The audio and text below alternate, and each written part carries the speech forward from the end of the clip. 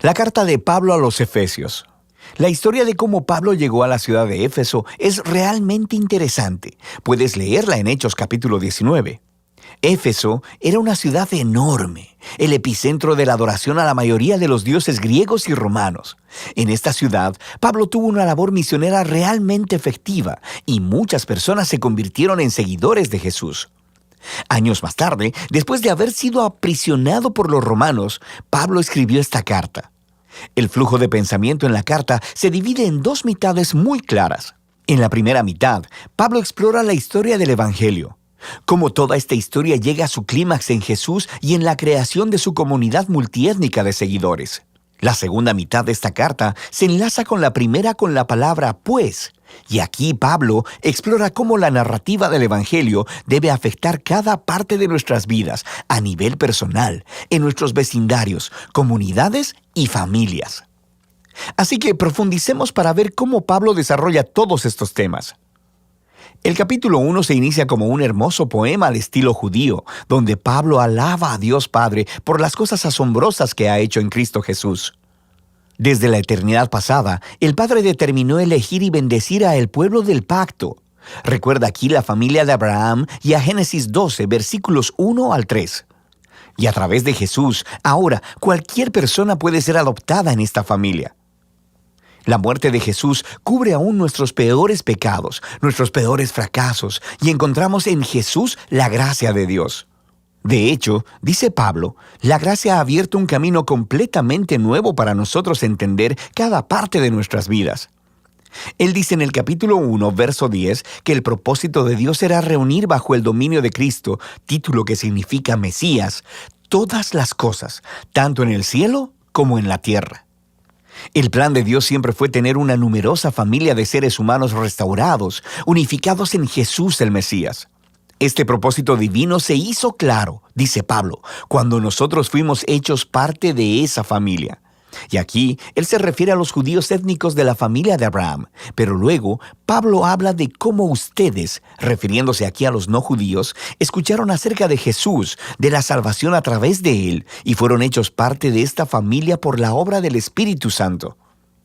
De manera que aquí, él se refiere a los eventos que se cuentan en las historias del libro de los Hechos, acerca de cómo el Espíritu de Dios unió a los judíos y a los no judíos en una sola familia bajo Jesús, tal como Dios le prometió a Abraham hacía mucho tiempo. Nota también cómo en este poema, Pablo comienza hablando acerca de Dios Padre, luego acerca de Jesús, el Hijo, y aquí al final está hablando del Espíritu. Las tres personas de la Trinidad trabajan juntas. Es realmente genial cómo Pablo narra el contenido del Evangelio. Después del poema, Pablo responde con una oración. Él ora para que estos seguidores de Jesús no solo conozcan cosas del Evangelio, sino que experimenten su poder de manera personal, para que sean vitalizados por ese mismo poder que levantó a Jesús de los muertos y que lo colocó como la cabeza exaltada de todo el universo. Ahora, en el capítulo 2, Pablo regresa y desarrolla algunas de las ideas principales del poema en el capítulo 1, especialmente acerca de la gracia de Dios y de esta nueva familia multiétnica de Jesús. Él comienza contando de nuevo la historia de cómo estos cristianos no judíos conocieron a Jesús. Antes de escuchar sobre Jesús, estaban físicamente vivos, pero espiritualmente muertos. Estaban atrapados en una vida sin propósito, de egoísmo y de pecado, y además estaban engañados por las oscuras fuerzas espirituales del mal. Pero asombrosamente, Dios en su gran amor y misericordia los salvó, perdonó todos sus pecados y sus vidas a la vida resucitada de Jesús y trayéndolos así también a la vida. Así que ahora, habiendo sido creados como nuevos seres humanos a través de Jesús, ellos tienen el gozo de descubrir toda la dimensión de su nuevo llamado, propósito y de las obras que Dios ha preparado para ellos. A ellos no solo les ha sido mostrada la gracia de Dios, sino que también han sido invitados a formar parte de una nueva familia. Antes de escuchar sobre Jesús, estas personas no judías no solo estaban apartadas de Dios, sino también estaban apartadas de su pueblo del pacto, la familia de Abraham. Y por una razón realmente práctica, los mandamientos del pacto del Sinaí formaban una especie de frontera alrededor de la familia del pacto. Eran como una barrera que mantenía alejadas a la mayoría de las personas no judías. Pero en Jesús, las leyes de la Torá han sido cumplidas y la barrera ha sido removida. Los dos grupos étnicos se han convertido, como dice Pablo, en una nueva humanidad unificada y que pueden vivir juntos y en paz. Así que Pablo continúa en el capítulo 3 maravillándose en el rol especial que pudo desempeñar para esparcir estas buenas nuevas a las personas no judías. Y aunque él está en prisión, le da gracias a Dios por la oportunidad que ha tenido de ver un gran crecimiento de la familia del pacto. Así que Pablo cierra la primera mitad de la carta con otra oración. Esta vez, él ora para que los seguidores de Jesús sean fortalecidos por el Espíritu de Dios para simplemente comprender y conocer el amor que Cristo tiene por su pueblo. La segunda mitad de la carta comienza con Pablo cambiando la marcha y empieza a retar al lector a que responda a la narrativa del Evangelio en la manera en que vive su vida. Así que empieza el capítulo 4 simplemente con la vida diaria de la iglesia. La iglesia es una gran familia, con toda clase de gente diferente, pero él enfatiza que todos ellos son uno, y uno es una palabra clave en este capítulo. Ellos son un cuerpo que está unificado por un espíritu, tienen un Señor, una fe, un bautismo y creen en el mismo Dios.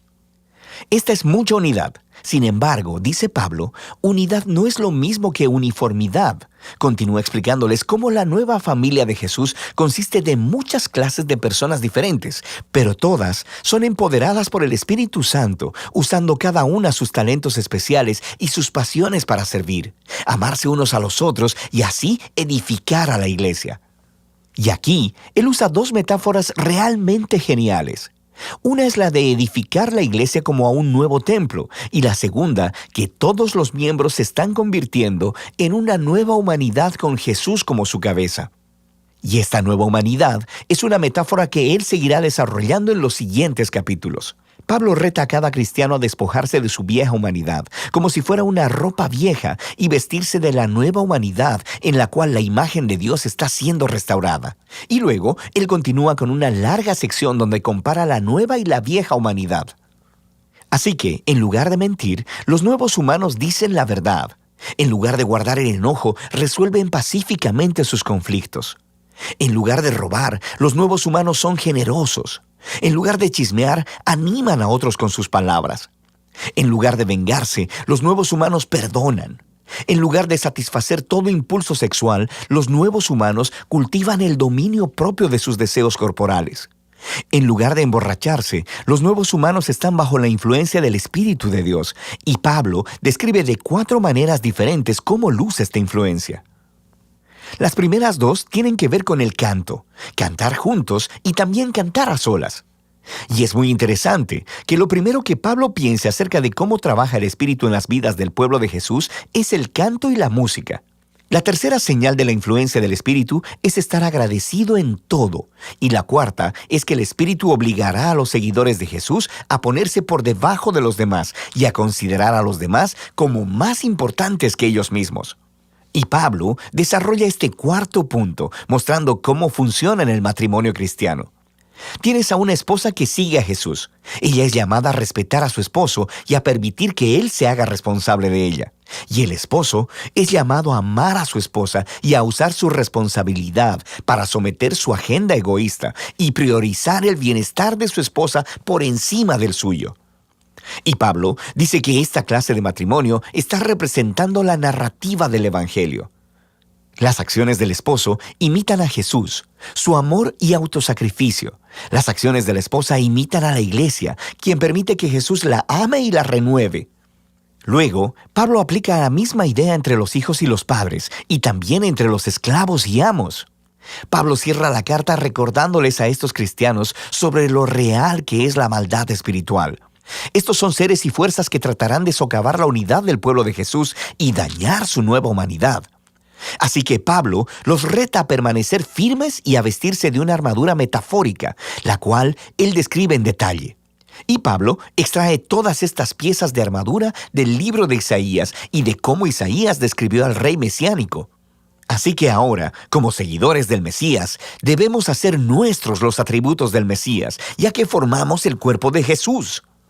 De manera práctica, creo que Pablo quiere que los cristianos empiecen a formar nuevos hábitos, utilizando la oración, las escrituras y nuestras relaciones de los unos con los otros para proactivamente ayudarnos a crecer y a madurar como seguidores de Jesús. Y esa es la carta a los Efesios, una muy poderosa. Es aquí donde Pablo resume toda la narrativa del Evangelio y muestra cómo esta narrativa debería moldear cada parte de la historia de nuestra vida.